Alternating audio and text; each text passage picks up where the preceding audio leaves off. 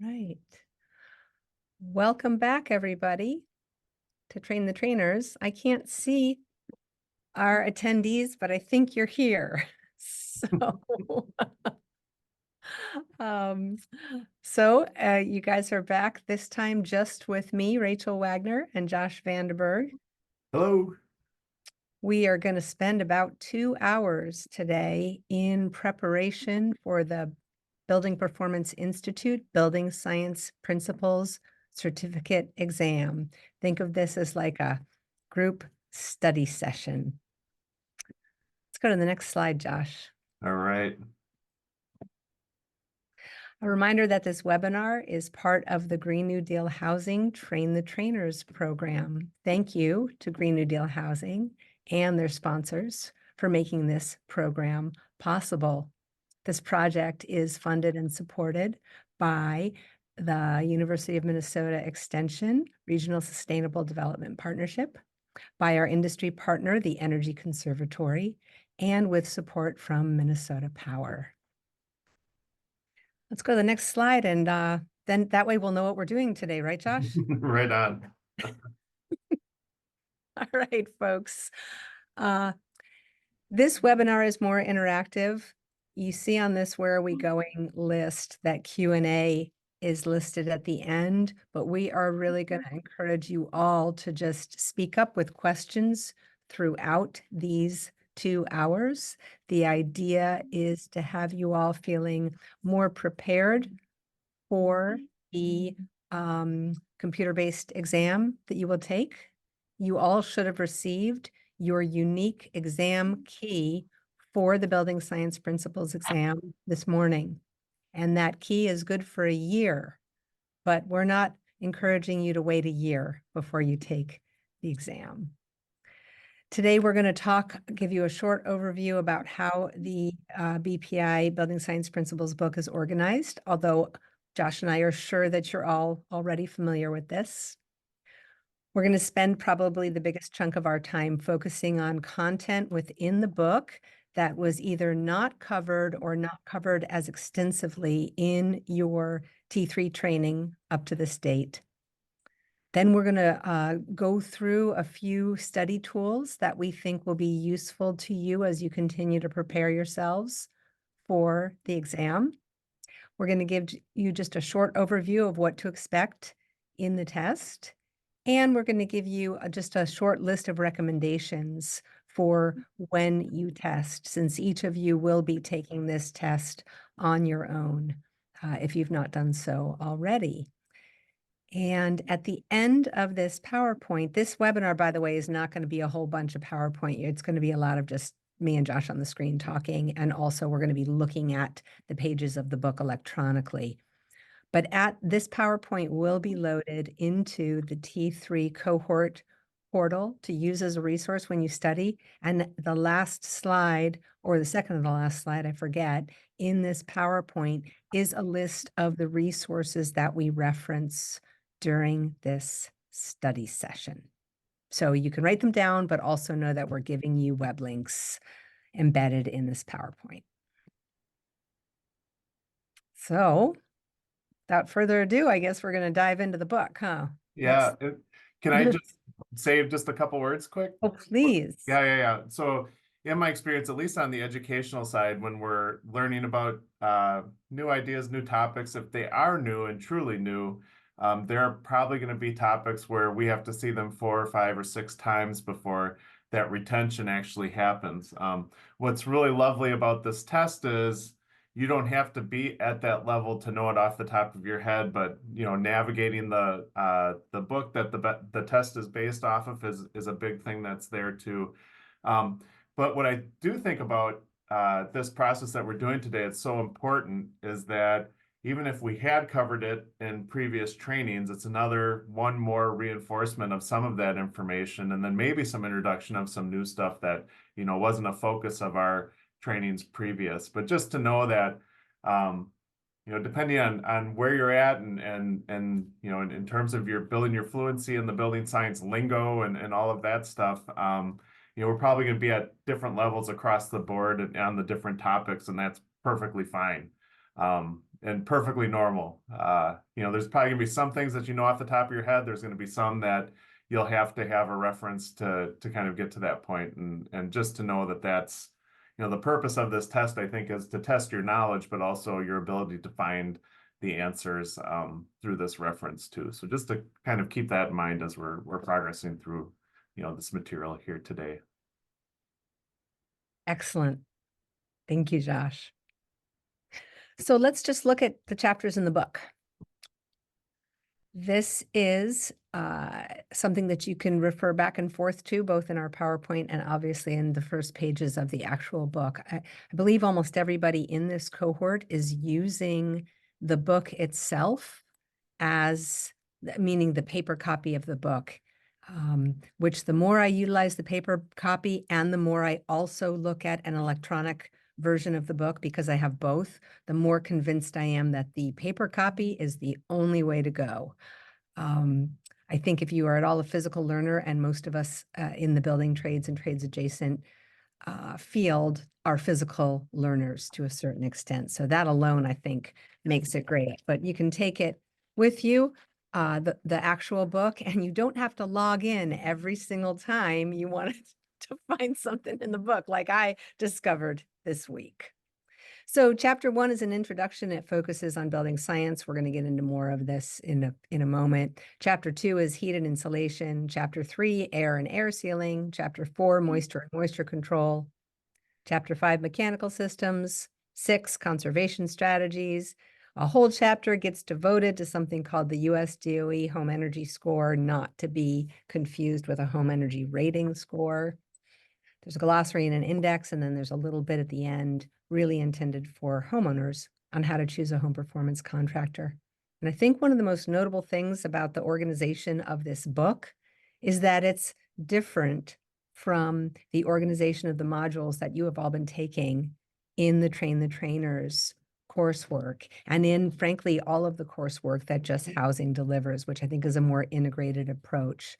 I don't think that one is necessarily better or worse than the other, but recognize that when you are referencing or maybe looking back on some of the curriculum materials that we've provided to you through Train the Trainers, for example, we talk about building science in sort of a condensed module where obviously we're talking about heat, air, and moisture all together.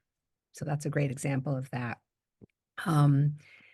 I think the book is really, really easy to use and navigate. The glossary and index are excellent. We'll talk about that briefly.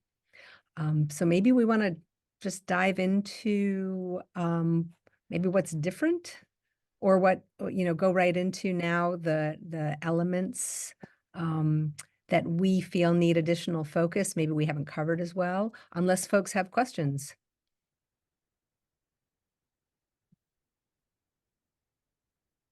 Yeah, and if questions arise, to be sure to let us know, and we'll address it specifically. So what I think I might do, because if you just click the next slide, I don't know what I put on it. How about that? There. There's not a whole lot of information here, so we'll stop the share. And we're going to go chapter by chapter now. All right, now we can see you guys. Hey, everybody. We're going to go sort of chapter by chapter, and I might pop open the book, especially Josh, if you say, hey, turn to that page, we'd like to look at it.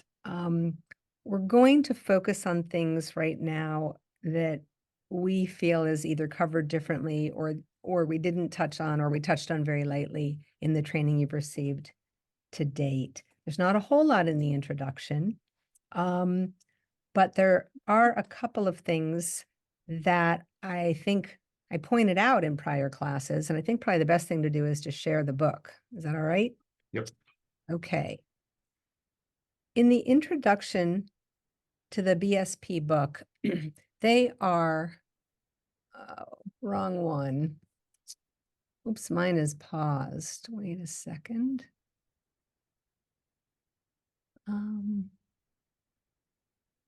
Oh, here we go. How's that? Is everybody seeing the table of contents? Excellent. All right. I've been having technical difficulties today, so bear with me. So in this introductory chapter, they're really talking about what is home performance, which is a focus throughout the book, building science, which was a focus significant in our Train the Trainers coursework, and house as a system, which should not be at all unfamiliar to any of you. I think building science and house as a system has really been the fundamental, sort of connective tissue in everything you've been doing in Train the Trainers. However, it bears pointing out a couple things.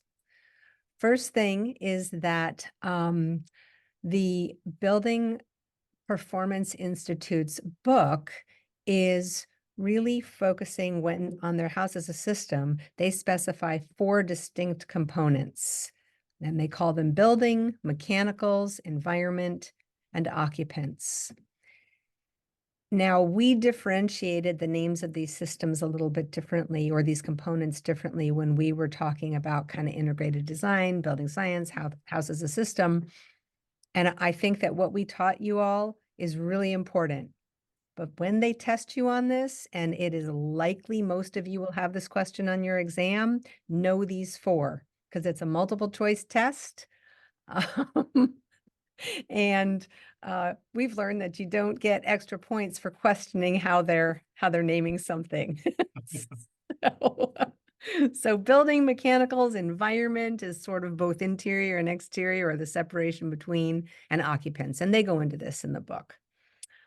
Yeah, and I think the nature of multiple choice exams too is that it's a given answer exam. So you're given the answer. So in lots of ways, that's the advantage, is that if you can eliminate 3 and you find the one, you're good to go. So there's gonna be a lot of test strategies that kind of go along with that. But just like Rachel said, this categorization of the systems of a home is a little different than what we presented to this point, but it's what we'll have to regurgitate when we take that 100-question test. Exactly. And I'll back up a little too, if I can. Let's see. Yep, there we go. I think their characterization of building science is going to fit well with what we've done to date. Heat, air, and moisture as predominant forces that we're dealing with, and the interactions therein in building physics. And they're gonna, I don't remember if my exam had a question that sort of is like, what is home performance? But this is also where you can go back and forth to the glossary if there's anything in the book that is unclear. And I can't emphasize enough, and I do it in the study guide part and preparing for the test part. I really believe it is worth reading this entire book. It looks like a lot of pages, but the other day I was thinking that realistically, if you told yourself you were going to read a chapter a day, you'd be done with this book in 10 days or less. So there's a lot of good information here. There's a few bits and pieces that I think Josh and I, and probably some of you, would quibble with, but I'd say 90% or more is right on target. And Yeah, I do. it's pretty approachable too, because it's about half visuals and half language and text. So it's, at least in my experience, it was a pretty quick read through. Yeah, agree. There is one more piece. Wait, did I get to the wrong spot? Oh, here we go. Construction basics. This section of the introduction, it contains terminology that we have used throughout the Train the Trainers coursework, but we didn't really focus on it as a part of the curriculum per se, identifying literally the structural or construction components of a home. They do this in the introductory section of the Building Science Principles book, and you are all likely to have at least one test question on this. And I'll tell you, the one that stumped me, because I took the test without using the book, was they make a distinction between a cathedral ceiling and a vaulted ceiling. And I kind of thought, does that matter? But it doesn't really matter if it matters. If they're going to test you on it and you want to get the question right, learn the difference. These terms are also in the glossary of the Building Science Principles book, and a lot of these terms, but not all, have now been incorporated into the newest version of How to Speak and Read Building, which will be uploaded into the T3 cohort folder early next week in the course materials from today's class. So you may have been given an earlier version of this at the beginning of the course. We removed it, I believe, from the cohort folder because we've been updating it. And you'll find now more alignment between the glossary and How to Speak and Read Building, which is a production of Just Housing, and the glossary in the Building Science Principles book. They're not the same, but more similar than they used to be. Yes, my test also had the vaulted and cathedral ceiling question on it too. Yeah. Mine had rafter on it as well, which made me giggle. Cool. So who knows? So when you hear us saying my test, you know, you what the building science principles test does, what Building Performance Institute does is they generate a whole bunch of these tests and they go out in different rounds.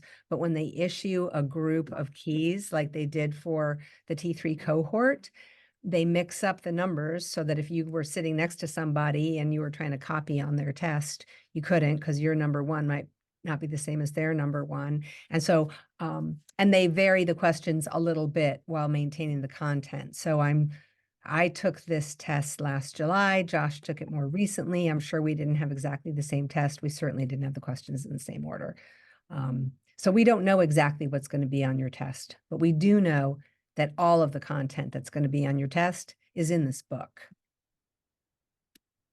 So I think that's about it for the introductory chapter. That one we don't have to spend a ton of time on in terms of what maybe had not been covered. At the end of each chapter is a summary. I really like these summaries. They're short. I think they do a good job of sort of sharing what was most fundamental and what's most important to them anyway in the preceding chapter.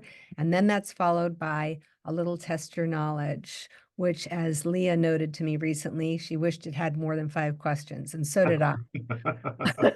So did I. If you really want to, you know, spend more time learning and testing your knowledge, it'd be great if it was like 10, but it's not. We didn't write the book. So again, this is absolutely worth doing. Take the test your knowledge at the end of each chapter and then match to the answers. If you didn't get an answer correct, no big deal. Figure out why, you know, how you erred, and you'll get it right the next time. Anything else before we go into heat and insulation, Josh?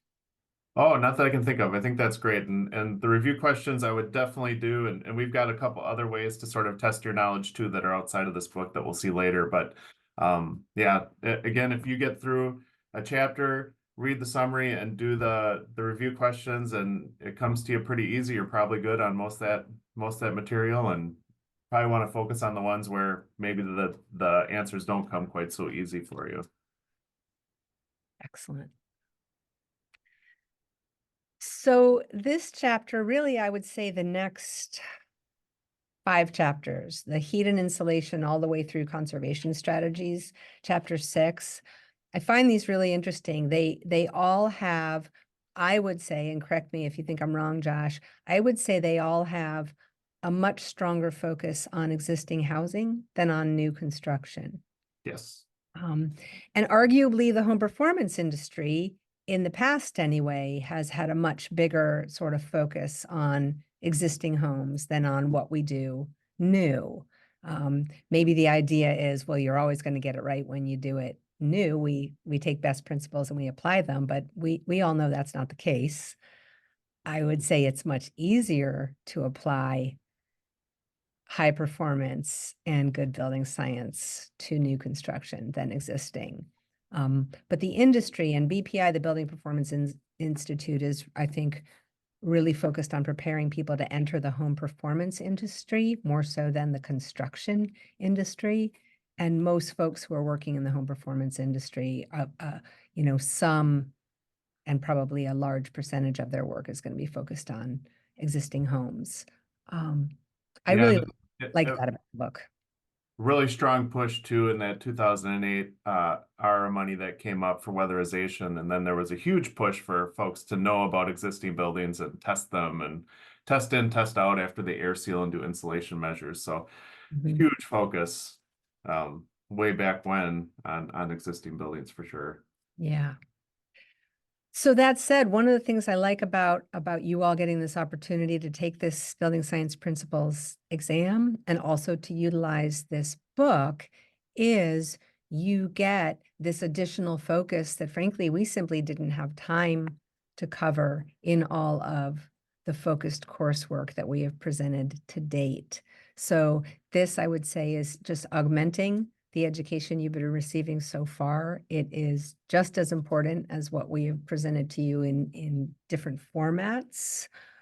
Um, and so there's probably going to be some new terms. There's going to be different applications for some of you. For those of you who have done a ton of work in existing homes, a lot of this might be really, really familiar. For those of you who are newer to the industry and have spent less time in existing homes, some of it could be more, um, I won't say challenging, just take a little bit more time to really apply the building science principles that we've been working with all along to existing homes. And boy, I can't stress enough how important it is to utilize all of these principles when we're working on existing homes. We always want to walk in to a situation where we're working on an existing home and not only make it better, identify what needs fixing, but not inadvertently make something else worse, which is always a big risk when you're working on existing homes. Um, so I feel like I'm talking too much. Josh, I'd love to turn it over to you if you want to start in on a few of the bits and pieces. Yeah, Um, I would say maybe one of the gaps, at least in this chapter, if you turn the page, advance the page a couple times, um, probably talking a little bit about wet bulb and dry bulb temperatures here and measuring heat and how you mhm, calculate relative humidity. That will come up on the exam. And then the sensible latent heat question will be there too. So just being sure you brush up on knowing the difference between the sensible heat and then the latent heat too. So the sensible heat's, you know, basically the heat that we can sort of measure as the temperature increases. And then that latent heat is what's around when water changes form from liquid to gas. The energy that's associated with that phase change. So that's definitely something I think that was, you know, uh, probably something that's a little more technical that will be on that test that isn't maybe laid out like that in the previous trainings that we had earlier. Um, I think the change in temperature, the delta T there, that's one of those things that is always there. One of the biggest drivers of heat loss is what's the temperature change from one space to the next. And that's falls into their category of kind of the environment. So what is it like outside? What is it like inside? A day like today down here, we're 22 degrees outside, inside 70, and that's a pretty big delta T. We can see some pretty good heat flows. And that's, one of the bigger drivers of heat flows in terms of, in our cold climates. If we look at that formula for heat flow, um, we were just talking about this in class earlier this week. UA delta T, U value times area times that change in temperature. Boy, when you start looking at that delta T getting big or small, it really affects the amount of heat flow. And again, it's a helpful thing to know too, because if you add insulation, it can give you some real numbers in terms of how much energy you're going to save and what size is your equipment going to be and some of those sorts of things too. So Josh, I had a quick question for you on yeah. latent heat. Would thermal mass be included under latent heat typically, like a thermal mass wall? Oh, so you mean if we have a thermal mass wall that's going to heat up and hold energy, Mm-hmm. so if we're using that like in a trauma wall situation or something like that, um, I don't know that I would call that latent heat because it's not changing phase, Mm-hmm. Mm-hmm. but it is a very cool energy storage system. Yeah, so I don't know that I would call that latent heat. Mm-hmm. I would I have would to, oh, go ahead. I would agree with you and say, actually, I would say that it is sensible heat because you can detect a change in temperature in that mass wall. Mhm. And so for those of us who've worked with storage walls, it's pretty fun to start, to be there early before the sun comes out, measure the temperature on the surface, and then measure it later when the sun's been shining on it. And so that's a measure of a fraction of sensible heat. If you've filled that wall with liquid, I think you're still talking about sensible heat because you're not changing the phase of the liquid in that wall. You're merely raising the temperature and utilizing the storage capacity of the water to hold heat. Well, and Mhm. I think that's, one of those things too, Sam. I get that question. I mean, I understand where that question's coming from because latent sounds almost like stored, right? I mean, it's heat that's waiting there that and then when that phase changes, it releases. So I can understand where that question comes from, but it just doesn't pass that phase change Mhm. part of the definition. So Um, totally limited to phase change. right, Yeah. right. So very myopic in terms of what they mean by latency or whatever, right? Mhm. Perfect. Mhm. Thank you. Yeah, good question. Excellent. I'll back up in the book just to note that there's this, I could not tell you the difference between wet bulb and dry bulb temperature, but the building physicists talk about it. Josh, maybe you can. You may or may not have a question on it. They're different.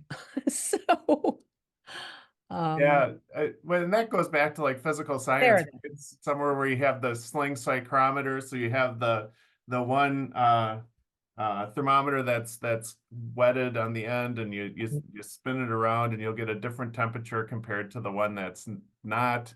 The one that you're slinging around is that wet bulb temperature, and that's just taking into account the relative humidity in the room. So if you've ever Mhm. seen those psychometric charts, you can kind of connect the dots to figure out what your relative humidity is with the wet bulb and dry bulb temperature.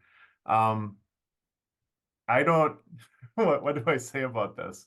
We just have something we bring with us that we put in the house that tells us the relative humidity, so we're not sitting there whipping thermometers around with wet claws on them. But you could if you wanted to do that. Mhm. But there will be probably a question about that on the exam too, about wet bulb and dry bulb temperature. Or there could be. Yeah, Yeah. we don't know what there could be if it's because it's in the book. What else do we have? This we've covered. BTUs, this doesn't mean don't read this in the book, but these pages, conduction, convection, radiation, we spoke about they do a fine job in the book, and then they get on to a few more things that we did not cover, which you are likely to be tested on. Oh yeah, this is a beautiful one. So the thermal comfort, has anybody ever used that thermal comfort calculator? It's amazing. I'll have to should share a link or something with that because it's super fun to do.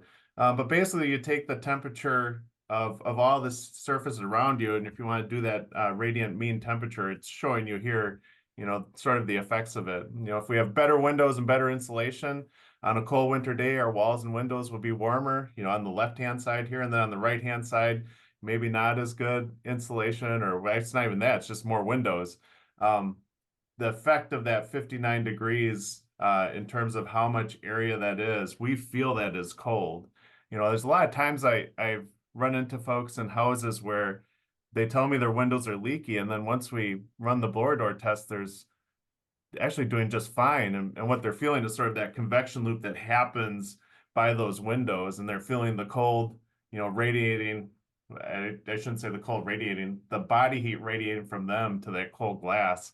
And there's really some fascinating stuff in the high performance building world where you can have a 62-degree high performance building house. The air temperature is 62, but because that mean temperature around you is warmer, it feels much more comfortable than that 62 degrees. It's super fascinating to get in those buildings and sort of feel that.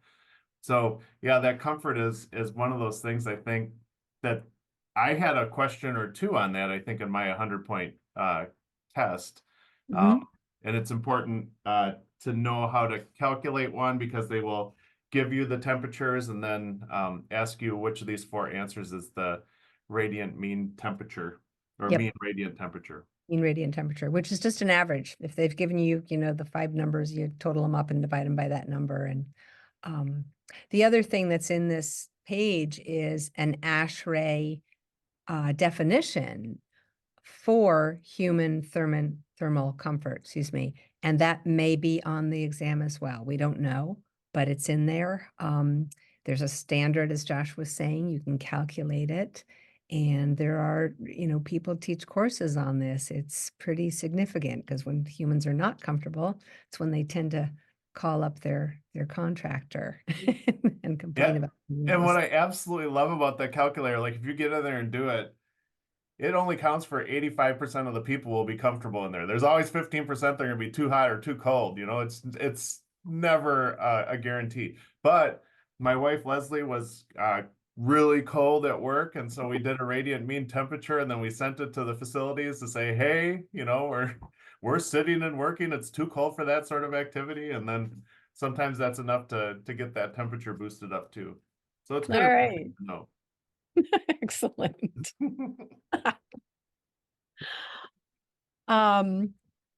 They go through these 2 pages, I think, are excellent. We did a fair amount of discussion around the different types of heat transfer. Oh, by the way, they also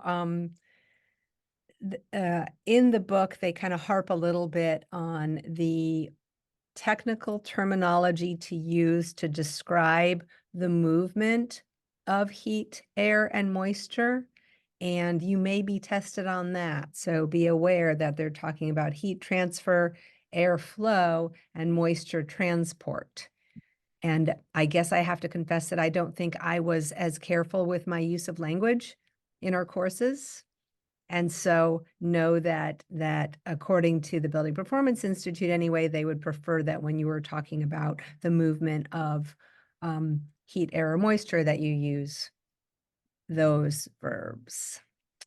So that's another little test tip. So I like these 2 pages a lot. I think that it does a good job, a good sort of synopsis of what we have been talking about a lot in these courses.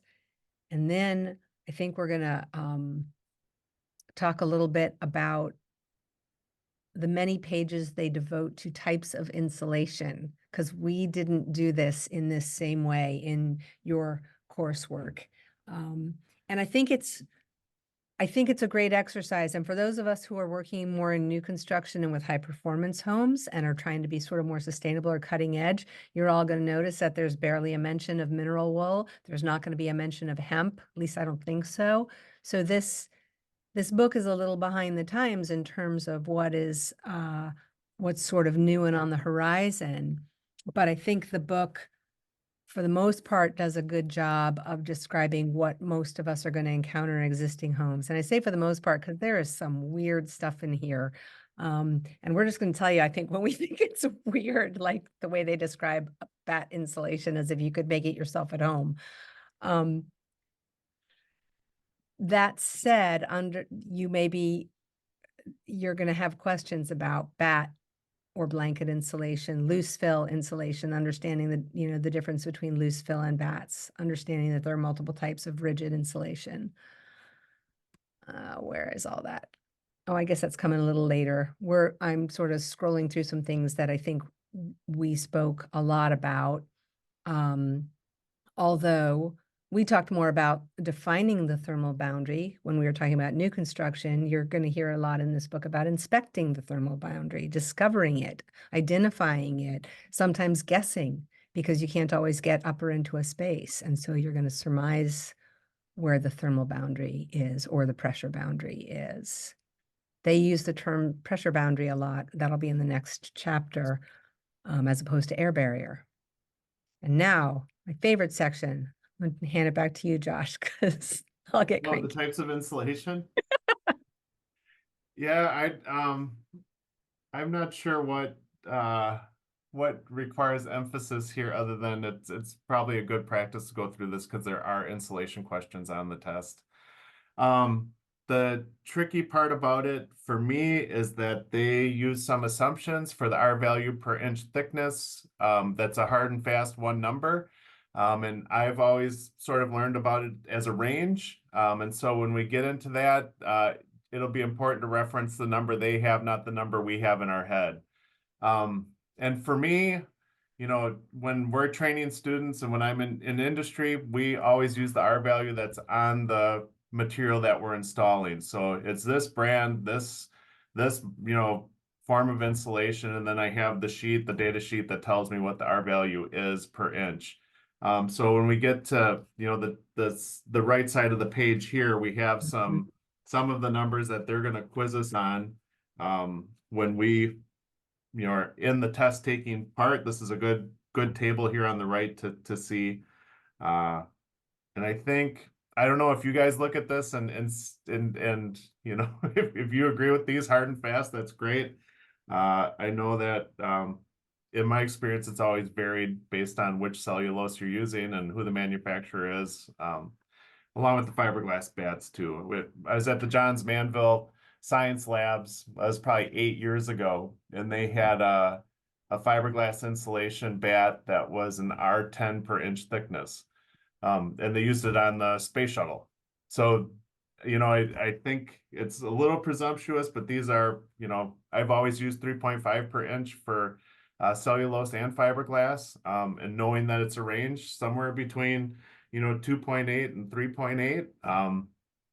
But yeah, so these numbers here would be worth knowing, at least for this test. And they are kind of stinkers about putting the numbers pretty close. So it's not it's not always a genuinely fair academic rigor when they're putting these test questions together. Yep.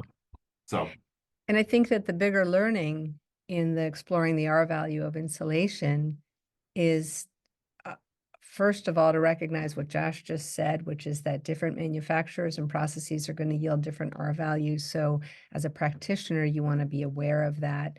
So if you're doing an energy calculation, you might want to err on the conservative side or know exactly what project you're going to use. And if you're talking to a client, you know, be careful when you're stating what an R value is going to be, unless you've got the product in hand and know what it is. The other thing is on this chart, by the way, I'm pretty sure they flipped two numbers and got at that they're actually wrong. So I hope nobody gets tested on it, because I believe that the R value per inch of loose fill insulation is lower than the R value per inch of high density cellulose. When you dense pack cellulose, you're up to a 3.7 or 3.8 per inch. That's what industry states. That's what energy models tend to state. And loose fill is more in the 3.2 to 3.5. It's possible the book is wrong. So again, hope you're not tested on it. And this and fiberglass bats, they don't differentiate between high density and low density, just even in the store. And polyiso, don't even get started on. That's not an aged R value. That varies, and they didn't put EPS and XPS on this table. But you won't get points for knowing that if it's one of your multiple choice questions. So that's just an open book exam. If it's a multiple choice question about the R value, go check. I'm going to look in the chat. Yeah, there's Troy. Is dense packed cellulose a lower R value? I don't believe so, Troy. Glad you caught that. Josh, in your experience, isn't the R value per inch of dense packed cellulose higher than the R value per inch of this fill? in my calculations, I almost always use the same number for both, but yes. Okay. Okay. Fair enough. Yeah, it's interesting. Well, all you have to do is go to the store to see the variability. Yeah, and for anybody who's dense packed insulation too, it's sort of scientific, but you know, when we're trying to be at 3.5 pounds per cubic feet in a dry bib, you know, dense packed situation, we tested the last house we just did, and we were anywhere from 3.7 to 3.9 to right spot on at 3.5 with the equipment set up the exact same way, using the same methods, going up and down. But we tested a couple of cavities throughout the house just to see how we were doing, and we saw some pretty good variation, but we were always a little strong of 3.5 or right at it, so we felt pretty good about it. So that leads into this next, you know, conversation that the book covers, which is really important, is that we have to have a good installation of insulation for it to keep that R value. And that assessing of it, you know, is one of those things that's really important, you know, and working with students, we definitely have to make sure that we have our cavities fully filled and to the same rate for the dense packing side. And if we don't ever install fiberglass, but if we did, we'd want to fill the entire cavity, all those sorts of things with no gaps or imperfections. And I think that's what, these next couple pages, they're just trying to give us some numbers to work off of. If it's a terrible installation, you lose a bunch of, almost half of your R value, of the stated R value of that installation. So important to understand when you're working in the trades, and important to understand when you're going to walk into a test about that. So, and they don't use exactly the same language when they're talking about, whether the performance R value versus effective. They use effective, but again, follow their language for their exam is kind of all I can say. Now this is also where it gets weird. But I appreciate that they're talking about thermal bridging and the impacts of framing. This is the weirdest part. I don't even know what to say about this page because page 68 is really wrong. God, I hope you all don't get tested on this. I was not. Or maybe I was. If I was tested on this, I would have definitely gotten it wrong. I did not have a question over our overall R value on my test. Okay. So take a look at page 68, read it with sort of take it with a grain of salt, as they say. Never in my building science, education, training, testing, or working on energy models has there been this concept that you add up all the different R values in the wall, like the way they do it in this image, and that gives you the R value of the wall. Whole wall R value is not generally, it's calculated in models by slicing through the different places where the assembly differs. So when you slice through a framing member like a stud, the layers from sheetrock to stud to sheathing would add up to one kind of R value. And if you sliced through the cavity and you added up the layers, it would be a very different R value because the R value of the cavity is typically different than the R value of the stud. By the way, they have this word there called exterior. And in energy modeling, unless I've forgotten how I was trained, you don't count the siding in your calculation because it's always presumed to be a gap and the gap kind of stops. So the thermal performance of the wall is measured from the air film on the inside face of the finished material to the air film on the exterior sheathing, and then you're done. Am I right about that, Josh? Is that how you? Yeah, I think so. I think the spirit of this is, I don't know what the spirit of it is. If we have we have an R11 bat wall, I don't know how it gets to R17.07 overall. Yeah, so yes. Yes, I don't even know what to say about it. Yeah. Yes, what you said is correct, Rachel. Thanks. So this is there's not going to be a lot of this in this study session where we sort of bash a page, but we feel like it's incumbent on us as your teachers to be responsible in pointing out if there are places where we see something that we think is fundamentally off. Most of this book is not. And then what else was in there? That was, and this also you can ignore. There's some good pages on infrared thermography. Some of you have had direct experience with this, even beyond our launch event. If you haven't, I think they do a fairly decent job of showing what to expect, why it's useful, what it shows you, and you may or may not have a test question on it. But I think that infrared thermography is a pretty fundamental component of the building performance profession. Yes. That's fair to say. So yeah, and interpreting it takes a little bit of practice. Randy talked about this in the webinar. So if you want a little bit of a refresher on that, go back and watch the webinar, which has been uploaded. Or email Randy. Think that's it for heat and insulation. Should we move on to air? For sure. Okay. Talked a little bit about this. Whoops. Oh, sorry, guys. Look at Getting that. busy. Don't put your finger on that for too long. So I remember a few minutes ago, I said heat transfer, airflow, moisture transport. Keep that front and center. It very well could be a question on your test. And then the pressure boundary,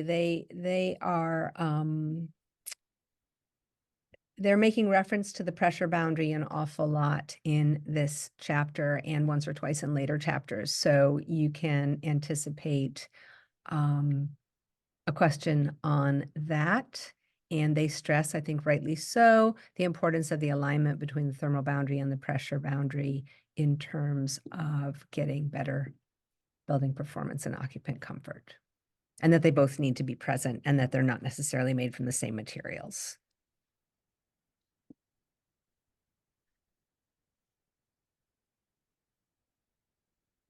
They spend some time, whoops, did I go way? I did it again. Yeah, there will be some questions in those pages 84 to like 89, 90 range, where they are talking a little bit about those airflow mechanisms. It's one of the things, you know, as an auditor that Randy's probably received some training on too, that, you know, those pressures that act on a building in terms of, you know, if we have wind hitting one side of the building, we'll see pressure on that side and depressurization on the other side. So we'll see, you know, these pressure differentials that happen from wind, that happen from temperature. So things like stack effect, those things will be showing up on the test. And they want you to know clearly the difference between infiltration and exfiltration too. So there'll probably be a question on your test about that. So infiltration again is air coming into the building. Exfiltration is the air leaving the building. And that picture that Rachel has there right on the right-hand side is trying to indicate both. So we'll often see that, especially in the winter months where all of our air gaps in the lower levels are going to be infiltrating air, and all the air gaps on the upper levels will be exfiltrating air from the building too. So there will be a question about either stack effect and or the wind effects and how that affects the pressure. Yeah. Exactly. And on the prior page here, there also may be a question about air, what they're calling air exchange rate. So air changes per hour. And there may or may not be a question where they want you to do a little math. But of course, remember, it's multiple choice.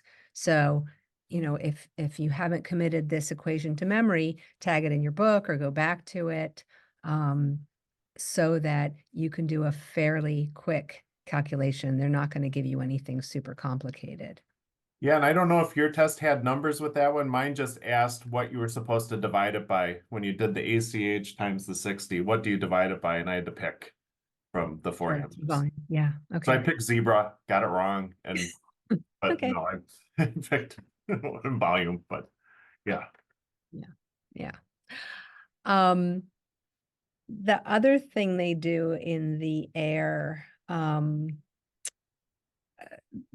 chapter, which I really appreciated, and we did not go into a ton of detail about this, is they spend a fair amount of time talking about air sealing, how you do it in existing homes, where you need to do it. Oh, by the way, so this is not in the construction chapter. They put it in the air sealing chapter because it's an area that so often needs to be air sealed, but you may very well get this question about the difference between platform framing and balloon framing, and you're expected to know that terminology. So remember that. They're talking about, you know, that you need to treat it differently when you are insulating and or air sealing. They also make mention of the importance of air sealing between an attached garage and an existing home as basically the top priority, because that's a health and safety priority. So be aware of that. That could be a question on your test, and be aware of it anyway, because if you are working on existing homes, that's a big place to be super cautious around, especially when you are trying to come up with energy improvements for a home. If you haven't defined that barrier clearly, it's one of those places where you can end up unwittingly causing more problems when those two are communicating with each other, the garage and the house. It was on my test too. There you go. And they also tested me about the difference between platform and balloon framing. And I'm not sure if we addressed that in our training specifically. But Us? No, not I'd have to go necessarily. back and look. Yeah, I doubt that we did. Again, I don't think that it would have come up in our training as being something particularly significant unless we were talking about existing homes. It's something to be really aware of when you're doing retrofit work and thinking about both air sealing, but also trying to get insulation. And if it's balloon framed, meaning a platform, a floor doesn't interrupt that wall framing, you could be trying to get at something in a wall and it just keeps going all the way down to the basement. You didn't realize there was nothing there to stop what you were putting in the wall. What I like about their air sealing pictures, especially in terms of walls, attic, rim, etc., it takes a little bit of time to look carefully at each of these pictures and look at what they're trying to convey.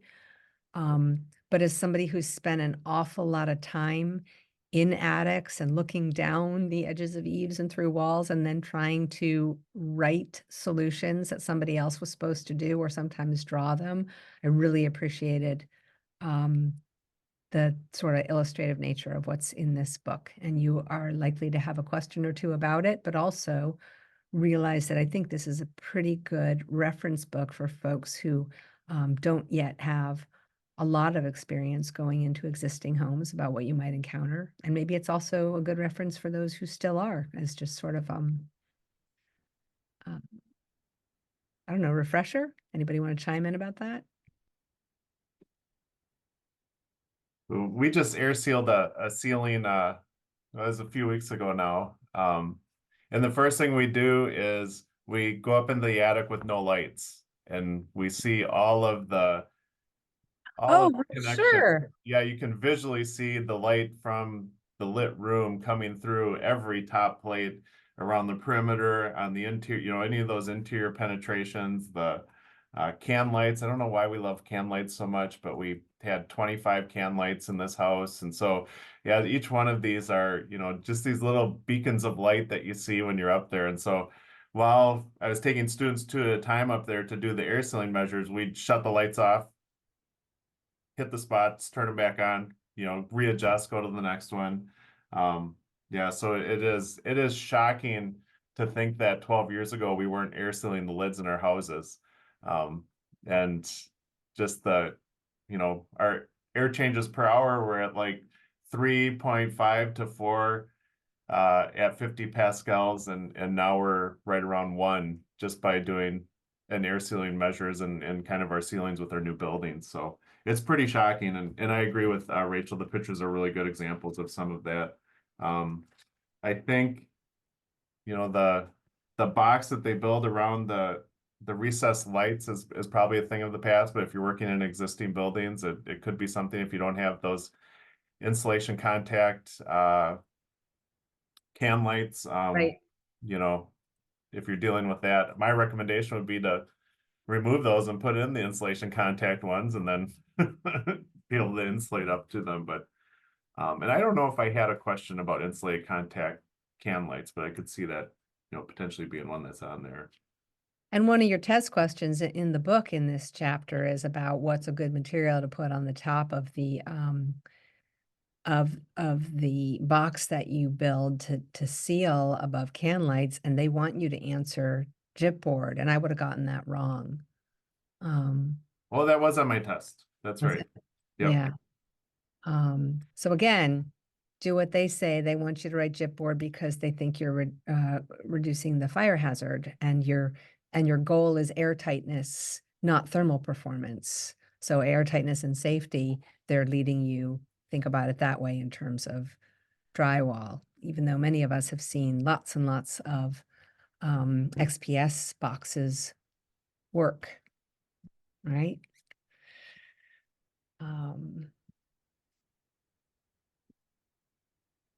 So what else? Let me look.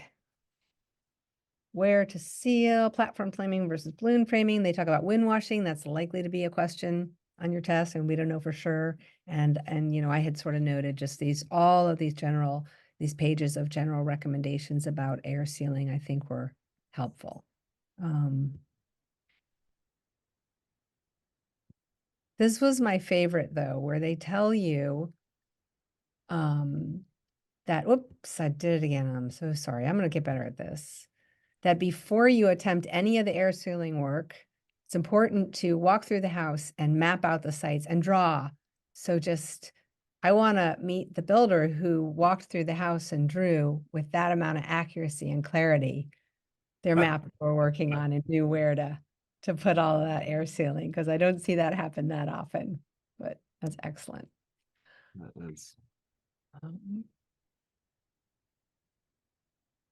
I would debate their argument that you can air seal with high density insulation, but again, they wrote the book.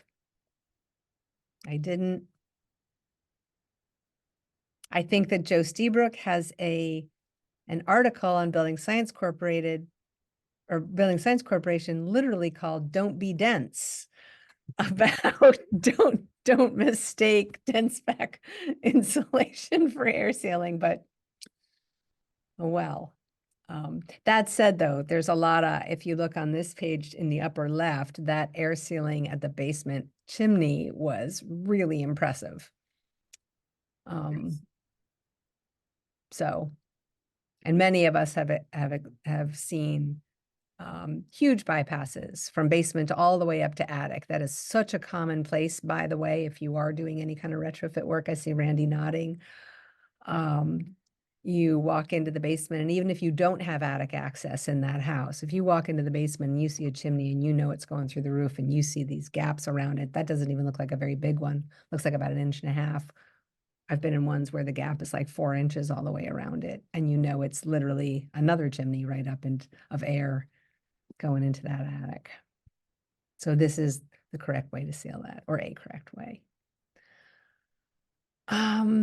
So the last house we dense packed the walls in, pre-dense packed, so we had done all our air sealing. We were at 836 CFM 50.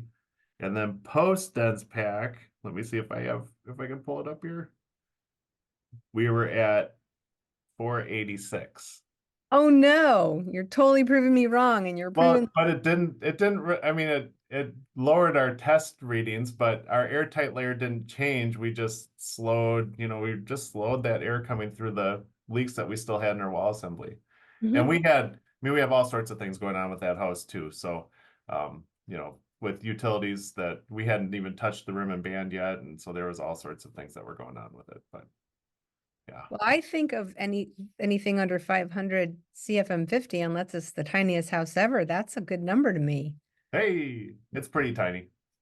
Okay, for an existing home. Anyway, it's been taped and sheetrocked and taped now too. So we have to test it once more next week. We're super excited.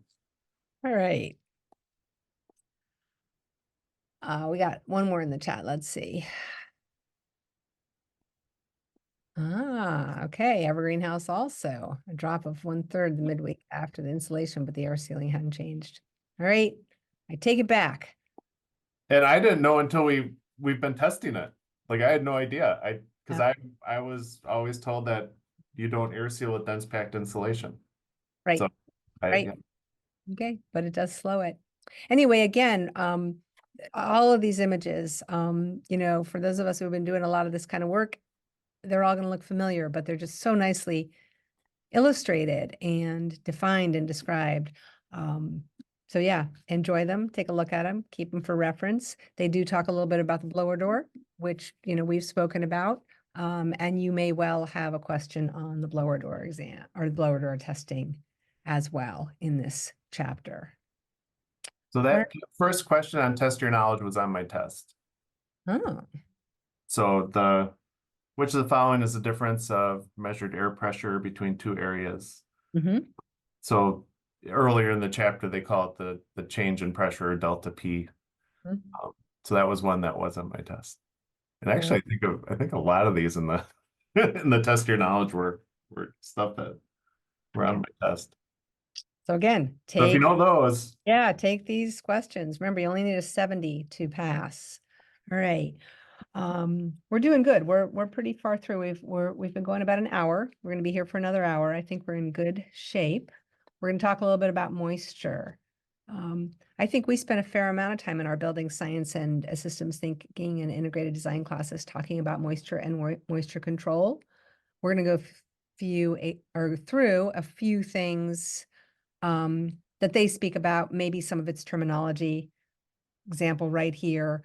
I don't recall using the phrase bulk moisture too often, other than when I was talking about kind of like rain or groundwater rushing toward a house. And they're kind of saying bulk moisture is any collected water in liquid form.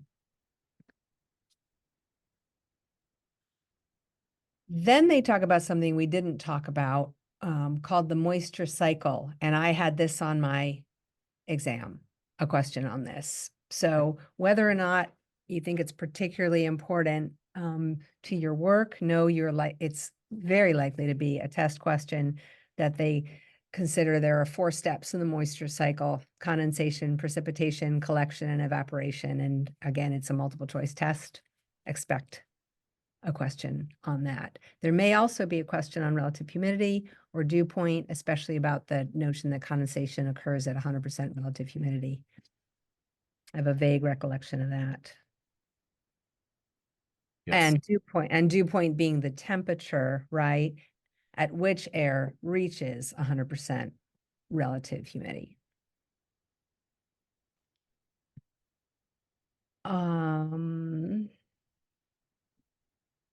They emphasize, which I think is useful, that warm air can hold more moisture than cold air.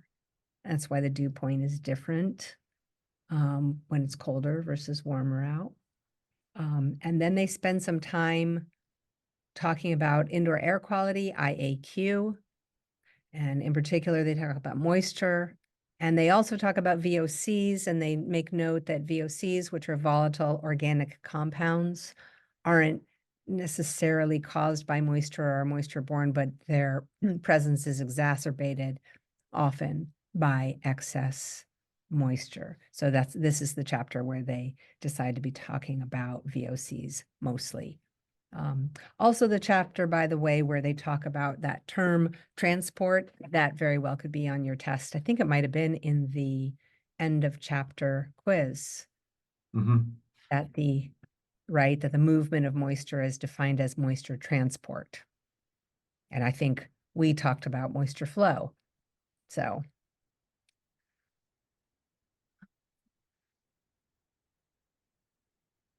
yeah, here's more of the IAQ issues.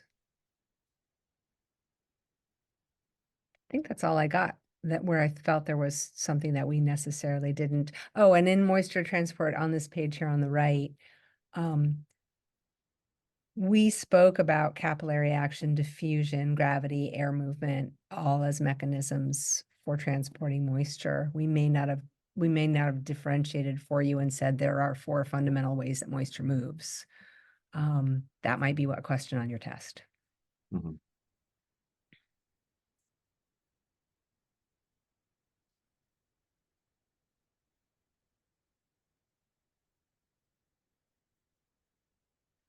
They spend a little bit of time talking about diffusion. I don't think there's anything there that should be new to you. The ways they speak about it is a little bit different. Again, you'll get to have your test at the end. Oh, this was my least favorite question in the whole book, and I absolutely am sure it was on my test and I did not get it right. I consider this sort of random, knowing that a family of 4 through exhaling and sweating can produce approximately how much moisture in a day? Anybody remember that one off the top of their head? I think No? it's 2.5 gallons. You are correct. Hey, You and BPI are correct. Good job, Leah. Yes, 2.5 gallons. There's no way I put that on the test when I took it. So I know I got that one wrong. And later when I was restudying the book, I was like, oh, Why you need to know that if you're a building performance contractor, I don't know, but that's that. Mechanical systems. There's a bunch in here Mhm. that I don't think should be difficult to follow. I think it's well explained. I think it should be familiar, either familiar and or understandable to all of you, but it is different than the way we spoke about mechanical systems. For starters, we didn't classify heating systems according to type, fuel, and vent using that terminology. They spend a lot of time talking about the venting of combustion heating appliances and a little bit about the venting of water heating appliances. And that's important because in existing homes, you're going to encounter all these different kinds of vent systems that they really took their time to explain.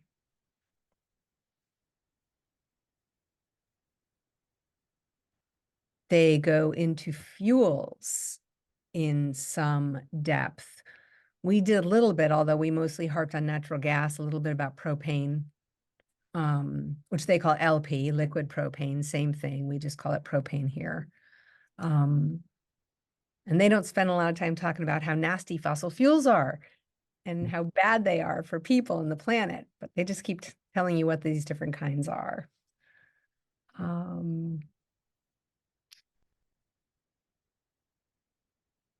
This is more about the venting. I guess I got fuels and venting backwards. They spend some time talking about capacity and efficiency metrics, things I think that we have referenced, but maybe not in as much depth. And you will see some test questions on this on your test. You may be tested on AFUE and when that's useful or when it's most likely used. They might ask about this HSPF, the heating seasonal performance factor for an air source heat pump. SEER for an air conditioning system. So read this section carefully, become familiar with these terms. And again, remember, this is an open book test. So all the things that we're trying to kind of give you a little heads up about things that we anticipate you being tested on, but you don't have to take those heads up and our list and commit it all to memory. But hopefully it helps you sort of utilize your time and be more prepared. Yep, the AFUE and the steady state efficiency question was on my test. And again, other multiple choice questions about, is it HSPF? Is it seasonal energy efficiency rating? Which one is it for this piece of equipment? So it'll be good to be well versed on it and or just know where this chapter is. Yeah. You may also have a question on heating and cooling loads, which they do not call out as peak loads. And typically, those of us who are doing energy modeling are more used to calling out something a peak load or a peak demand for heating or cooling. They just call it heating and cooling. As far as I can tell, they're basically talking about the same thing. And they do a pretty good job of, I think, laying out the fact that it is location dependent, that there is this thing called a winter design temperature that's used in calculating a heating load, and there's a summer temperature to calculate a cooling load, and the winter temperature is 99%. Is the summer one also 99%? Anybody remember? I'd have to pull up my manual J, but the number is there on the manual J. Okay, I'm forgetting. They're not saying on the cooling load if it's 99%. Well, so I guess they're not going to ask you about that anyway. So that's important to be aware of.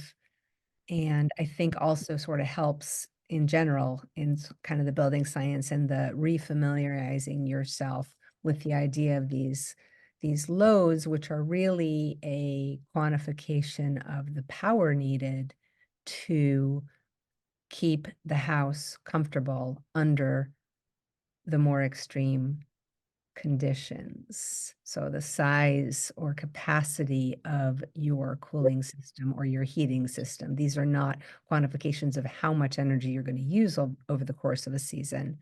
It's how much power you need to meet that demand when it's super cold or super hot. Does that make sense? Okay, I just looked up my manual J form, and for Duluth, it's the 1% outdoor dry bulb summer, which is 81 degrees is what they use for cooling. Mhm. And then it Thank- changes, of course, climate based. But Thank you. They talk about ductwork and grills and diffusers, etc. These are useful when you're, again, doing assessments of existing homes or even kind of designing systems or planning or installing. So, and knowing the correct terminology and the differentiation between, you know, a grill, a register, and a diffuser is good to know. You might get quizzed on it, might not. I don't know. it was on my quiz. Was it on your quiz? Okay. I don't remember. Diffuser was on my quiz. Yes. Okay. All right. And diffuser is the one that is directional. You can both control the flow, but also the direction with a diffuser. And that's the only one where you can do that if you're using your terminology correctly. There's a lot of pretty good information here about ductwork. So it's sort of funny. I look at this and then I'm like, man, I've been in a lot of houses where nobody read this book. So, so I I thought it was useful. They go into water heating a little bit, though, and there will probably be a question. There's not much information about heat pump water heaters because I don't think they were as didn't have as much market share at the second edition writing of this book. So again, just go with what is in the book for you. They got a picture of a heat pump water heater in there, but they're still saying we shouldn't use them in Minnesota. So take that to heart.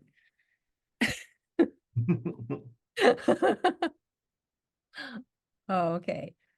Troy's got a question on page 40, and it's about convection. Let's go back to that. 40.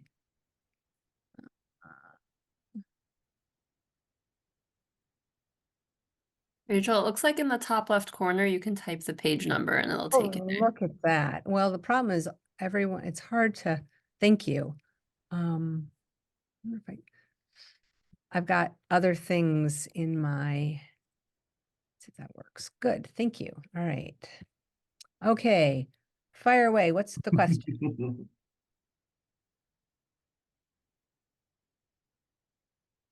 I think So, Troy has a since this question. is, can you hear me all right? Yes. Since this is mechanical, it's the fan that's forcing the heat up and sucking the cool air down. Is it still considered convection was my question. It kind of stumped me as I was looking at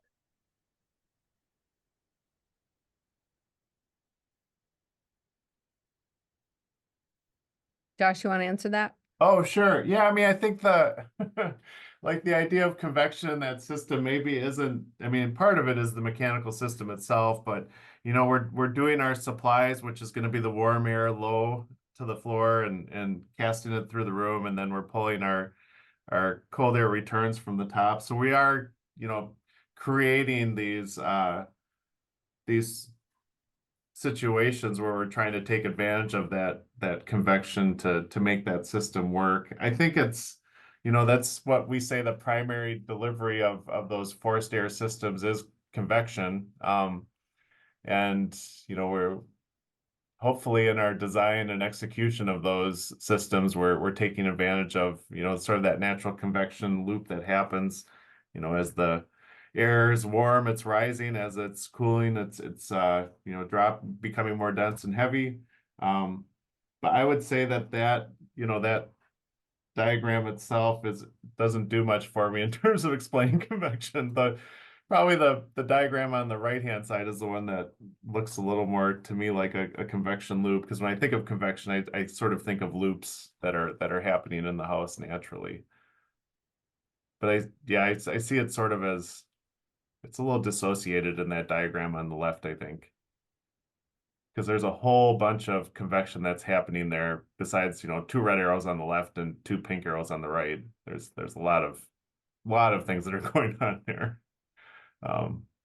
including, like things like the Venturi effect too, where, as air is moving too, it'll stay close to the solid surface that it comes in contact with and can be distributed that way as it goes through too. But yeah, I think I understand the spirit of your question, because it is a diagram that I don't think does justice to the convection loops that happen in these scenarios. Do we answer your question, Troy?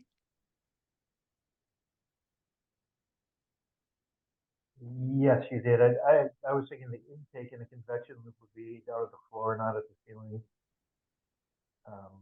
So yeah, the idea that it's not an ideal picture does make sense to me. Yeah, and I think technically it is convection in the sense also that convection doesn't have to start in one place or another. It's the transfer of heat by the circulation of a liquid or a gas. And by definition, as Josh mentioned, a furnace is transferring heat by circulating air, which is a gas. So right there, I think that alone says, yep, that's absolutely convection, even though it's not a convective current the way we have been taught to think about it without having a fan. So then a boiler would also be convection by pumping water through radiators. I would say Just circle my no. brain. No, I would say a boiler. Well, a boiler is a little bit of all three. Radiators radiate the heat out. The water in the the water that's circulating through the pipes is warming the pipes. It's warming the pipes by conduction because it's touching them. Is it also warming?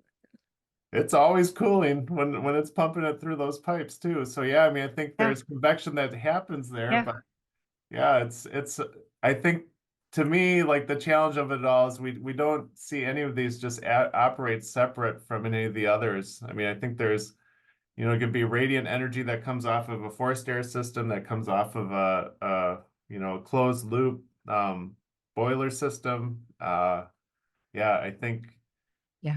we almost never, I mean, we definitely never see just one form of convection, conduction, or radiation by itself. There's always, those Yeah. other things that are happening because of it. I think we like to classify them in these nice little categories, but it's way messier than that, I think. Agree. Good point. All right, we're going to keep going so we don't run out of time. There's a little bit in the mechanicals about combustion science, which is great, and you may well have a question on it. And I don't think we went into big details about combustion science and combustion safety. We spoke a lot about pollutants in the home and the dangers of carbon monoxide, but this book goes into more detail about what happens when we combust a fuel inside a house, and specifically about some of those polluting byproducts. Are you going to be tested on, whether sulfur dioxide or nitric oxide is a poison? I doubt that, but you are likely to be tested on like complete versus incomplete combustion and the dangers of carbon monoxide. That I would expect a question on that. Yeah, and I can't remember if I had one or not, but Okay. And there's some details on mechanical ventilation. I think we also spoke about this in classes, and it's pretty self-explanatory what's in the book. Pay attention.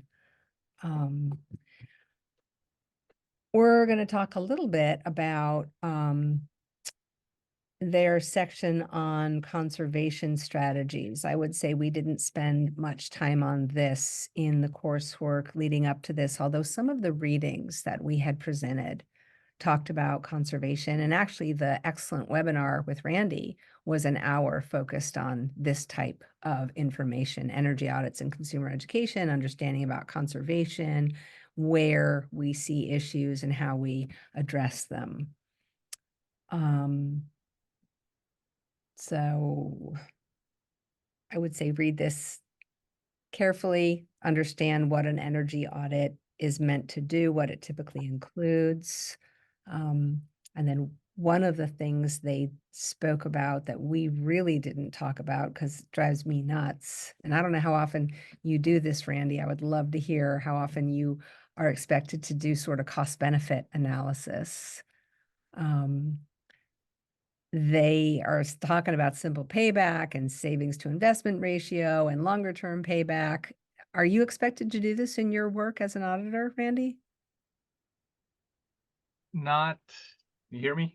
Mhm. Okay. Not for the utilities that I'm working for. Those are very simple energy assessments. If I get into a larger energy audit where, for instance, I had one recently where the homeowner was trying to take advantage of the IRA, some of the IRA credits, then I'll get into a model and do some stuff like that. But that's a lot more work than just the basic ones that the electric company that I'm working for requires. So Okay, thanks. I know you teach some of this, Josh, right? Because Oh, you're, for sure. Yeah, we do the payback, the savings to investment ratio, and we do net present value and internal rates of return, and then we do cost comparison of doing it versus not doing it over a 25-year period, and some of those sorts of things too. But the simple payback is the one that we typically see around, which is, the cost of whatever it is divided by the savings, and that gives you how many years it takes to pay off. And it's possibly the worst metric you could use for determining if it makes sense for someone to do, but right. That said, there's some good stuff in this chapter, so don't be dissuaded by going through Yes. it. And they talk a little bit about creating an energy model, but they're not really telling you how to do it, and some limits. They use this phrase that I had not really heard, truing up an energy model, comparing estimated to actual, which we often do, but we didn't call it truing up. I don't know if you use that term, Josh. No, we don't. We just acknowledge that a model is always wrong because of fluctuations in weather and those sorts of things. We can never hit the target exactly on it, but we create this cloud of data that gives us about a 10% give or take, too high, too low, a range of what we could expect. So models are always wrong. Truing up an energy model, I mean, we just do a comparison and we don't call it truing up, but we'll compare what we modeled compared to what was there. And then we have some adjustments too. If it's a warm winter, we can adjust the heating degree days on our model and take a look and see if that's, this, that, or the other. But yeah, I hadn't used that term in the past. Yeah. Neither had I. I don't know if it'll be on the exam. It's possible. So It was again, on mine. It was on was mine. it? There you go. That's kind of why I brought it up. Okay. They're talking about electrical loads in the home. None of this should be too, again, everything that you're seeing in here, it shouldn't be too surprising. They spend some time in this chapter, in this conservation chapter, talking about different programs, which sort of surprised me. But be aware, of Energy Star, and that Energy Star label is not the same as an energy guide. The energy guide is that yellow sticker that's found on major appliances that you may buy. You might get a question about that. And then I did have a question about this building energy labeling program. So they want you to understand the difference between the Home Energy Score and Energy Star for Homes program and LEED for Homes. These are different, usually federal, not state programs that homeowners and or builders can participate in to hopefully improve the performance of their home, either existing or new, and also get some rebates. So they kind of often get, a certificate that says, yes, you qualify. So it's kind of vetting that you met a certain performance threshold. And then sometimes there is money attached to that. So if you're in the a home performance business, it usually behooves you to be aware of both federal and in some cases state programs that would give you this label. And with the BPI Building Science Principles test, you're not going to be tested on state programs because it's a national exam. So they're just laying out some of the national programs to be aware of. Yeah, and it's sort of interesting because I don't use any of those really. Once in a while, like we'll run into a HERS rating. The Energy Star program in Wisconsin anyway comes into play because the Focus on Energy new homes has to meet Energy Star in order to qualify for that program. So indirectly, we sort of have to know it, but we don't ever, participate in that particular program. It's just referenced in a different in a Yeah. different incentive. Yeah, yeah. And then like this water sense is a water, that's not an energy rating program, but it tells you that the water is conserving meets certain flow and it was tested. Again, telling you about these because it might be a test question, but it's also good to know about when you're working with clients and to recognize that if you specify, water sense fixtures or Energy Star appliances, there basically has been some third-party verification of their ability to conserve energy and or water. Also in conservation, they talk a little bit about exterior doors and windows. They talk about weather stripping. You might have a question about types of glazing or types of windows or which window frame is more efficient. So, read through it. There will be a window style question, probably. I think I had 2 or 3 in my 100 question. Okay. So that little gray box on the previous page is a good one to have at hand. There you go. Fixed, double hung, casement, awning, hopper, slider. Oh, there you go. It's kind of a weird question, but Yeah. there's your information. It's right there in the book. And again, open book test. So if that question comes up and you're just like, I don't remember, go find it. It's in the conservation section. Same with the weather stripping question. And yeah, conservation is when they finally got to renewable energy. So there's a little bit on that. And I think, and they define solar insulation under the renewable energy one. And I could see them having a question on that. I've gone by it now. But often when the book bolds something, they're telling you pay attention. And it's funny because solar insulation is not something we necessarily sort of think of. I just go onto the PV Watts site if I need to know if the site's going to produce enough energy, but that's another bit of information for you in this chapter. I'm taking a look. We're getting close to the end. Oh, I think I've skipped something, or is this the same? Am I still in conservation here? Yep, you are. Okay. Oh, Okay. I think so. So this is where they start talking a little bit about BPI's national standards and technical credentials. Oh, wait. I think maybe you are in the Why is that weird? energy score. You're in the energy score. I'm in the energy score one. Okay. I think. No, I'm not. I think What I'm page are still you on on? 227. Oh yeah, 27. now you're back. Now you're back in. Sorry. I'm still in conservation, aren't I? Yep. Okay. Okay. So they take a little time, I think rightly so, to let you know what else you can do through BPI, the Building Performance Institute.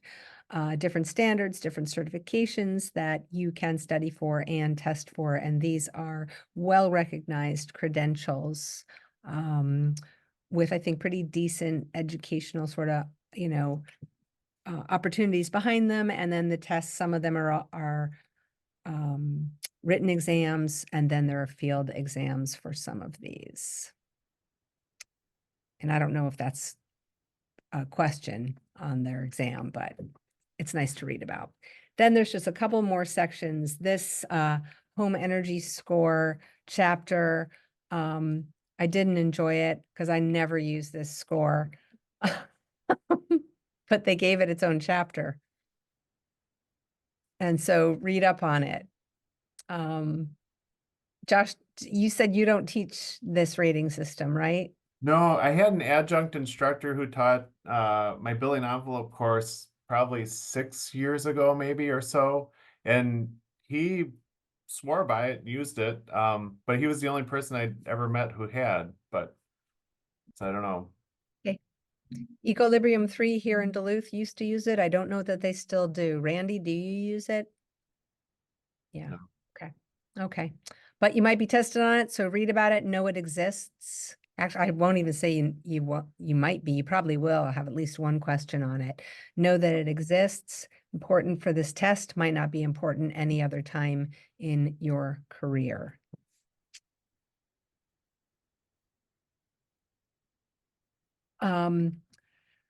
Know that if there's a term in the test that you don't recognize, probably the first place you want to go is the glossary.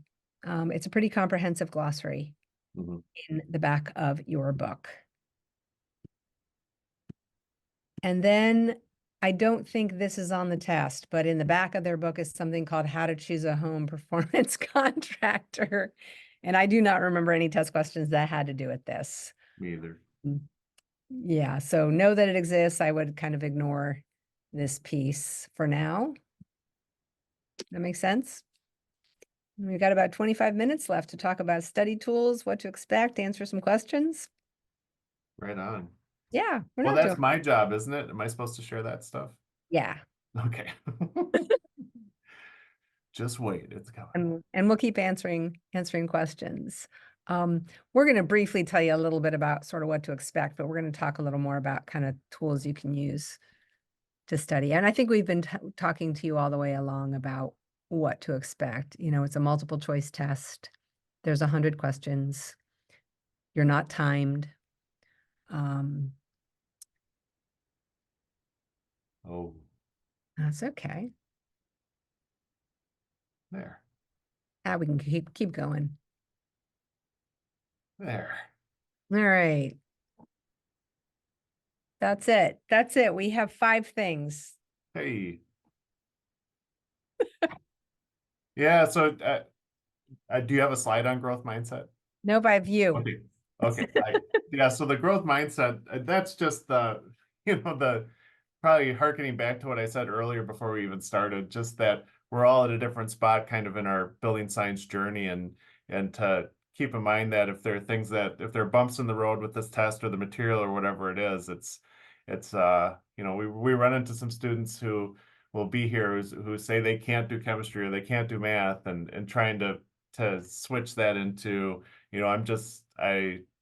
not yet versus can't. So and just trying to keep that in mind as we're sort of going through this testing procedure. As a Ho-Chunk Nation member, this is not a way that we tested knowledge in our pedagogy culturally. Like, it comes from somewhere else. It is not written objective tests kind of like this. The vast majority of the things that happen is we work closely with somebody who knows what they're doing, and we demonstrate that we know what we're doing, right? And that is not in a written format. It's through our language, through our intentions, through the things that we do with our hands and our words and our hearts and our minds. So these tests are, it's either you're right or wrong. And I think that's one of the limitations of these tests. It's probably a good thing that it's a multiple choice test. Like I said before, it's a given answer test. So every correct answer is given to you. That's, at least on the educational side of things, what we call lower level thinking. If it was, everything was short answer and you had to come up with the answer without being given to you, that's a even better demonstration of maybe competency. And if you can actually do it and explain it to someone sitting there across from you, that's an even better example of what is my competency. So not to belittle the test any further, but just to say that regardless of what your results are on this, we're all kind of on this ladder of growing towards whatever goal it is that we have further on down the road. So just keep that in mind. So if something's sticky, thank goodness we can open a book or find a reference. You can email me, text me if you if you can't find it or whatever, and we'll sort through it. I won't give an answer, but point you in the right direction or whatever it is. But use whatever resources you have for sure. And just know that if it doesn't come off the top of your head, it's just not yet. It's going to happen, but just not that moment. And I think that's mostly what I wanted to say about that. We've stressed, take those chapter quizzes. I mean, they've given you probably the best study tool that you're going to have right there in the book. So Yeah, there's 35 questions. So that's like half of your passing grade. So if you know all those questions, there's another 35 out there you have to get right, and then you're good to go. And most of those questions were on my test. Most of those review questions. mine too. Also on this list, because we'll go out of order, reading the whole book. You know, we stressed that earlier. That is also the best preparation that you can do. Taking a look at the How to Speak and Read Building document, which is a resource guide that Just Housing created. That'll be newly uploaded into your cohort folder. And then the other T3 coursework, if you just want a little refresher on anything, whether it's a PowerPoint or a course reading. And then there's one more before I get to the fun part, which is the Quizlet flashcards. BPA is the Building Performance Association. The Building Performance Association created a guide for instructors to use to teach to the Building Science Principles book and to prepare people to take this test. It's meant to be about a 7-hour course. It's really dry. It teaches straight from the book. But they created 305 PowerPoint slides that you could download, which I did. And then I made them a slightly smaller file size and uploaded it into your cohort thing. And so if for whatever reason the book isn't working for you and you want to see how another teaching organization organized a course for success, go ahead and look at those PowerPoint slides, maybe not all 305 of them. Let me know. I haven't looked at all 305 of them. I started looking at it and I just knew I couldn't teach to it, but I think it's useful to have and know about. Similarly, this is another publicly available free resource you can find through Quizlet, which Josh uses, and he and I both took some of these. Let's see if this live link works, right? Oh, what do you guys see? There it is. If you scroll down, you're logged in. There it is. New, so you know, test ace. That's You're for a me, test taking acer. a test. There's a can do with this. If you want flashcards, you can do cards and you flip the card for each question. So fundamental science, oh, it says my internet connection is unstable. That's scary. Okay.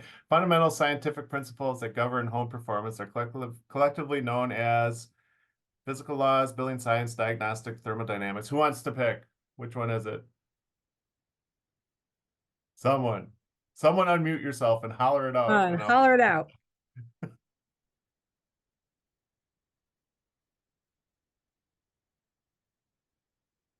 wait, what is going on? Oh wait, B, chat, B, B, are we- B, B. Thank okay, you. okay. What do you got? What do you got? Yes, we heard B. B? I have one for B. No, B as in boy. Okay, let's see. Building science. There it is. So these, so you can, you know, at your leisure, go through these and they are based off of questions that, you know, are in the spirit of what's on the test. I don't know how many are in this one. Which one is this? Oh, 35. This is the better one. There's a couple others that are out there that have some spelling and syntax errors and some of those sorts of things. But this one is a pretty solid one for prep work. A little well done. I think there's 2 others that are out there that have 140 flashcards.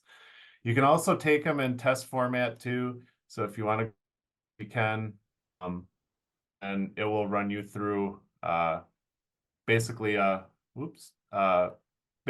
you through when you start the test. It'll give you an opportunity to pick something, and I didn't even read that, but you can go through all these. At the end, it'll give you your grade report. You can go back and see which ones you did well, which ones you didn't do well, and clean up whatever you need to. So Quizlet can also, there's an app for your phone, so you can do flashcards while you're, you know, I don't know, what did I say? I was doing my language learning flashcards while I was waiting for my students to show up for class, or whenever I had a gap in my day. You can just pull that stuff up and run through some drills. Josh, is it possible to have multiple answers on a singular thing? Like that last slide you were on, I noticed about HERS rating, that should technically apply to multiple applications. Oh, which one was I on? The second one, you just scrolled past it again. Oh, did I? Okay. Thanks for driving me here. Okay, so this one right here. Yeah, So which of the following is eligible for a home energy score? Multi. oh, I read that incorrectly. I read it as a HERS rating, not a home. Oh, okay, okay. Sure. Yeah, that happened to me on my test too, because I think I had to adjust a couple answers because I filled in the blank of hers for the home energy score versus just that. So great question, but yeah, so there's, a couple resources that are out there, and that Quizlet is one of those for sure.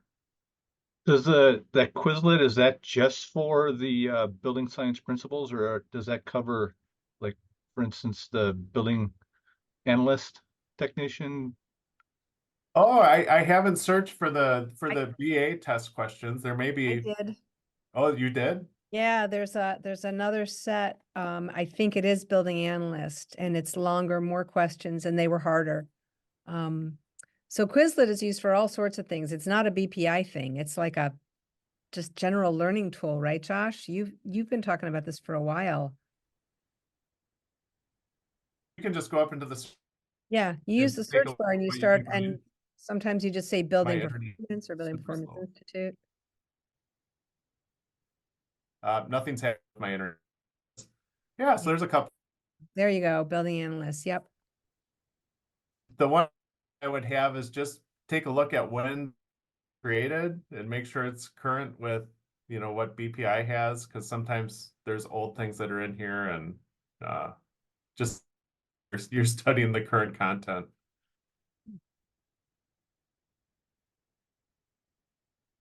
But Quizlet is free and it's pretty easy to use. So it's just kind of another nice avenue if you want a slightly different way of doing, of studying, right? Yeah.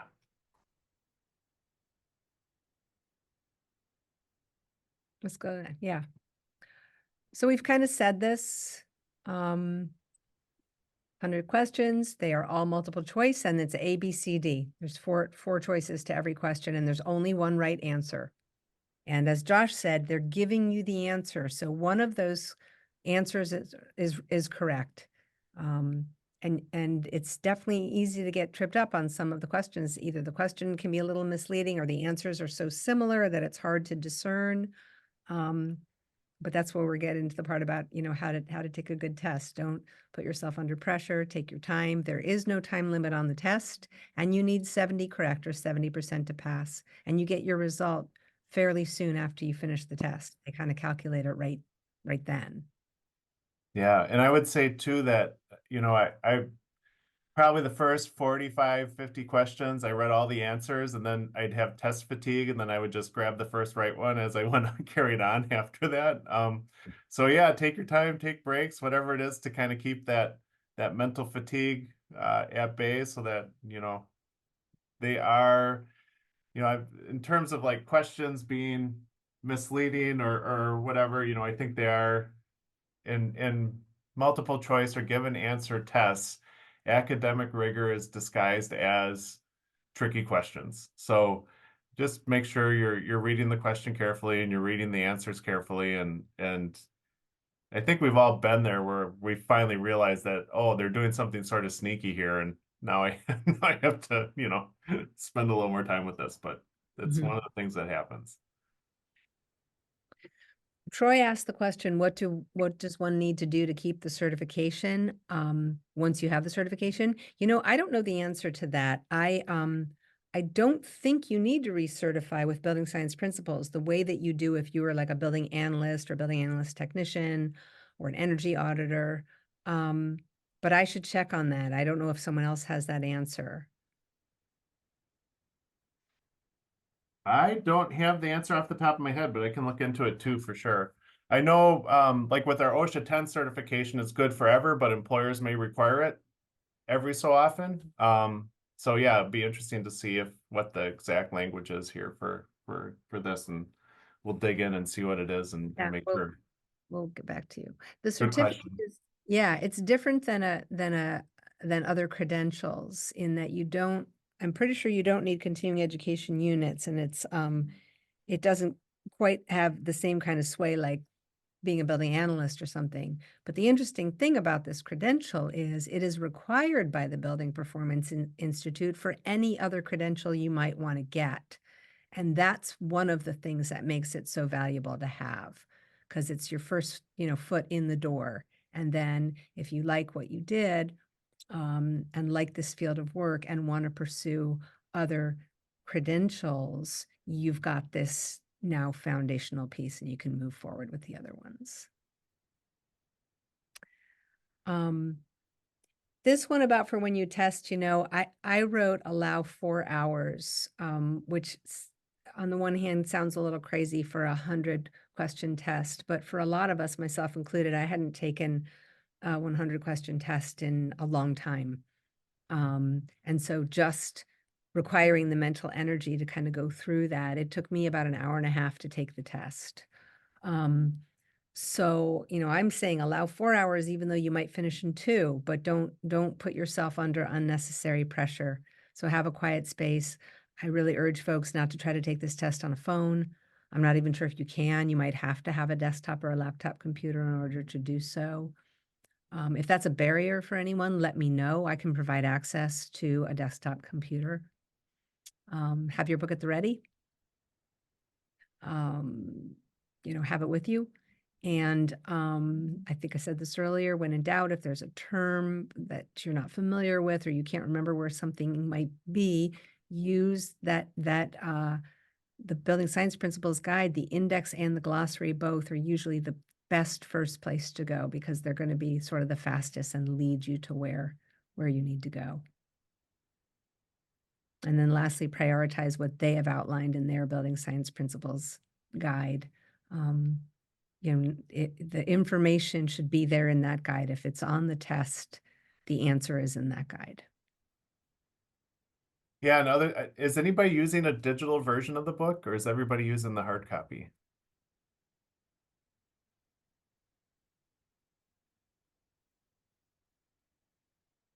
I think that Eugene might have been given a digital version. 'cause Okay.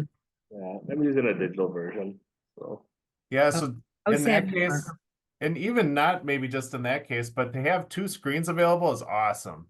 Mhm. So, and even if you don't have the book, if you have 2 screens, you have Google open up in that other one, and Google answers if you need to or whatever. But yeah, I'm assuming that I can keyword search, so I can do like Control F and then just type in whatever the keyword is, and it might take me right to the page that that word is on. So Oh, I bet it will. Yeah. I haven't tried it. I don't know, but that would be great if you can. Mm-hmm. Yeah, yep. I think that's all I had to say. All right. We have time for a few more questions, and we do have a couple of announcements. They're not big announcements.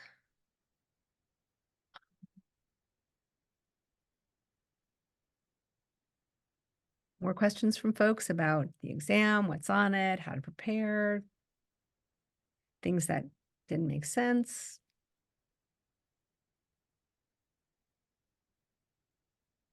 I took mine earlier today. How'd you do?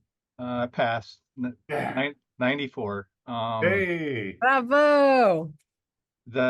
What I would recommend, I mean, now that I've taken it, and I've taken this class to kind of see what you guys' suggestions are, but tab the book is what I did. I just, I did this after the test. I wish I would have done it before, but finding those specific locations in the chapter for heating, for instance, just to be able to hit that and real quickly flip through it. I used the glossary a lot, just to double check. I'd say, I mean, I'm a little different than everybody else. I got about 50% of them I knew right off the top of my head. I was able to answer that. The other 25% were ones I thought I knew, but then I went back and checked. I had about 10 questions just on the building components. Wow. The different the balloon framing, for instance, came up, a few other ones. So I would review that chapter of the book where it went through the definitions, or Rachel's, the definitions that she's going to be putting in out next week. There were different from what I originally learned to what is in the BPI book. There were some, like you guys said, there was some differences in terminology. I've learned it one way and I've been using that for the past 15 years, and to go back to this and try to relearn something was a little bit tough on me, but I mean, it's kind of the same. You just have to think a little bit differently. It's not that hard, but what else? Randy, curiosity question. Yeah. Would you say that it was specific terminology or regional vernacular? I learned out the residential energy book. Mm. The one that I took. This one was 15 years ago that I learned that. And I mean, it's not a lot of difference. Rachel did touch on quite a bit of the things that were a little bit different. What was the one that she gave a good example of? I can't think of it. Moisture transport. Yeah, Yeah. stuff like that. I mean, just little ones. Mhm. Yeah, take your time. It's doable. I think we're well prepared. Rachel Okay. and Josh did a good job. Can we not share the screen for just a second? I want to hold something up. There we go. Okay, so this is my book and I'm so bad at this. There we go.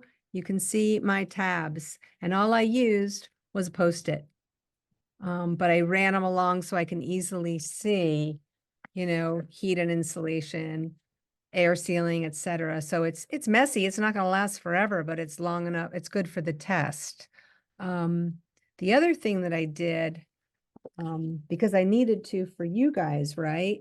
To prepare, I can't find the page. I used a highlighter quite a bit. Things that I thought were likely, that I felt that we really needed to cover for you all. And of course, now I'm not finding, oh, here's one. This one, what? Sensible and latent heat. So you don't have to do this. But for me, it was quick. And I think that what Randy mentioned, using the glossary is even better, because it's the first place to go. And the the index, the glossary is going to give you a definition, but the index is going to tell you what page to find the information you're looking for. Yeah. So couple announcements, and those actually are back on the slides. Sorry, Josh. Oh yeah, let me get Last there. slide. Let me see if I can find it. Go. Okay. So I don't want to jinx anything by saying that I fully expect all T3 participants to pass this exam on the first try. So I won't jinx it by saying that. But I do think that you're all capable of it, but also don't sweat it if that's not what happens. As Josh said, with the growth mindset, if you don't get a 70 on this exam, it wasn't the day for you to do that. This is technical information. We're fond of saying it's not rocket science, but it is science. And there are a lot of technical terms. And again, for some of us, it's been a long time since we've had to take a test like this. That alone can make it difficult to pass on the first time. I hope you all do, because this is the time that you get to take the test for free. The next time it'll cost you about $100, unless you find someone else who wants to pay for it. So we wish you well, and as Josh said, call or email. These are the links to the resources that we spoke about.